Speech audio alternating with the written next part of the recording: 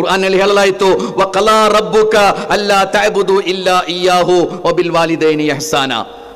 ದೇವನನ್ನು ಆರಾಧಿಸಬೇಕು ಎಂದು ಹೇಳಿ ಅದಕ್ಕೆ ಯಾವ ವಿವರಣೆಯನ್ನು ಕೊಡದೆ ಕುರ್ಆನ್ ನಿಮ್ಮ ತಂದೆ ಮತ್ತು ತಾಯಿಯೊಂದಿಗೆ ಅತ್ಯುತ್ತಮ ರೀತಿಯಲ್ಲಿ ವರ್ತಿಸಿ, ನಂತರ ಆ ಅತ್ಯುತ್ತಮ ವರ್ತನೆ ಏನು ಅಂತ ವಿವರಿಸಿ ಕೊಡ್ತದೆ ಕುರ್ಆನ್. ನಿಮ್ಮ ಯಬ್ಲುಗನ್ನ ಇಂದಕಲ್ ಕಿಬರ ಅಹದುಹುಮಾ ಔ ಕಿಲಾಹುಮಾ ಫಲಾ ತಕುಲ್ಲಹುಮಾ ಉಫ್ಫಿನ್ ವಲಾ ತನ್ಹರುಹುಮಾ ವಕುಲ್ಲಹುಮಾ ಕೌಲನ್ ಕರೀಮಾ. ದೊಡ್ಡ ವಿವರಣೆಯನ್ನು ಕೊಡುತ್ತದೆ.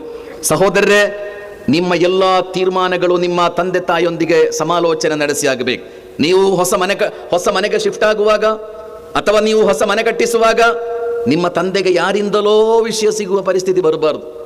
ಯಾರಿಂದಲೋ ಸುದ್ದಿ ಸಿಗುವುದು, ನನ್ನ ಮಗ ಹೊಸ ಮನೆ ಕಟ್ಟಿಸ್ತಾ ಇದ್ದಾನೆ ಅಂತ. ನೀವು ಹೊಸ ಮನೆ ಕಟ್ಟಿಸುವಾಗ ಅಥವಾ ನೀವು ಮನೆ ಬದಲಾಯಿಸುವಾಗ ಪ್ರಥಮವಾಗಿ ನೀವು ಸಮಾಲೋಚನೆ ನಡೆಸಬೇಕಾದದ್ದು ನಿಮ್ಮ ವೃದ್ಧ ತಂದೆ ತಾಯಿಯೊಂದಿಗೆ. ಹಾಗೆ ನೀವೊಂದು ಮನೆ ಕಟ್ಟಿಸಿದರೆ ಆ ಮನೆಯನ್ನು ಓಪನ್ ಮಾಡಬೇಕಾದ ಅರ್ಹತೆ ಇರುವುದು ಯಾರಿಗೆ?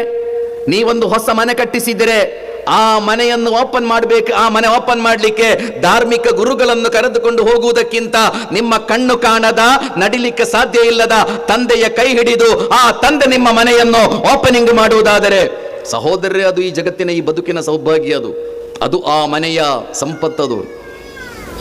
ನೀವೊಂದು ಅಂಗಡಿ ಓಪನ್ ಮಾಡ್ತಾ ಇದ್ದೀರಿ, ಫ್ಯಾಕ್ಟ್ರಿ ಓಪನ್ ಮಾಡ್ತಾ ಇದ್ದೀರಿ, ಯಾರೋ ಸೆಲೆಬ್ರಿಟಿಗಳು ಬಂದು ನಿಮ್ಮ ಫ್ಯಾಕ್ಟ್ರಿ ಓಪನ್ ಮಾಡಬೇಕಾದದ್ದಲ್ಲ. ನಿಮ್ಮ ಕಣ್ಣು ಕಾಣದ ಅಮ್ಮ, ನಡೆದಾಡಲಿಕ್ಕೆ ಸಾಧ್ಯ ಇಲ್ಲದ ನಿಮ್ಮ ಅಪ್ಪ, ಅವರನ್ನು ಕೈ ಹಿಡಿದು ತಂದು ನಿಮ್ಮ ಅಂಗಡಿಯನ್ನು, ನಿಮ್ಮ ಫ್ಯಾಕ್ಟರಿಯನ್ನು ಓಪನ್ ಮಾಡಿಸುವುದಾದರೆ, ಸಹೋದರರೇ, ಅದು ಆ ವ್ಯಾಪಾರದ ಸಮೃದ್ಧಿ, ಅದು ಆ ವ್ಯಾಪಾರದ ಸೌಭಾಗ್ಯ. ನಮ್ಮ ತಂದೆ ತಾಯಂದಿರು ವೃದ್ಧರಾದ ಮೇಲೆ ನೀವು ಅವರಿಗೆ ಅತಿ ಹೆಚ್ಚು ಪರಿಗಣನೆ ಕೊಡಬೇಕಾದದ್ದು ಸಂಪಾದನೆ ಇಲ್ಲದ, ಆರೋಗ್ಯ ದುರ್ಬಲವಾಗಿರುವ ಕಾಲದಲ್ಲಿ ನೀವು ನಮ್ಮ ಪರಿಗಣನೆ ಅವರಿಗೆ ಹೆಚ್ಚು ಅಗತ್ಯ ಇರೋದು. ಅವರು ಪಾಕೆಟ್ ಮನಿ ಬೇಕು ಅಂತ ಬಯಸ್ತಾರೆ. ಮೊಮ್ಮಕ್ಕಳಿಗೆ ಚಾಕ್ಲೇಟ್ ಕೊಡಿಸಲಿಕ್ಕೆ, ನೆರೆಮನೆಯಲ್ಲಿರುವವರಿಗೆ ಏನಾದರೂ ಚಾಕ್ಲೇಟ್ ಕೊಡಿಸಲಿಕ್ಕೆ ಅವರ ಅಗತ್ಯ ತಿಳಿದು ನೀವು ಪೂರೈಸಬೇಕು. ಈ ಮುದುಕನಿಗೆ ಯಾಕೆ ದುಡ್ಡು ಎಂಬುದು ನಿಮ್ಮ ತಲೆಗೆ ಹೋಗಬಾರ್ದು.